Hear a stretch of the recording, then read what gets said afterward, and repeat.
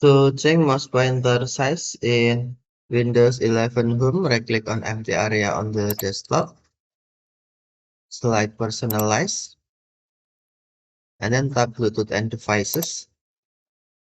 Scroll down the screen, tap Mouse, and then tap Mouse Pointer, and then on Size, drag adjustment bar to the left or right to adjust or to change. Drag to the left to decrease, or drag to the right to increase mouse pointer size.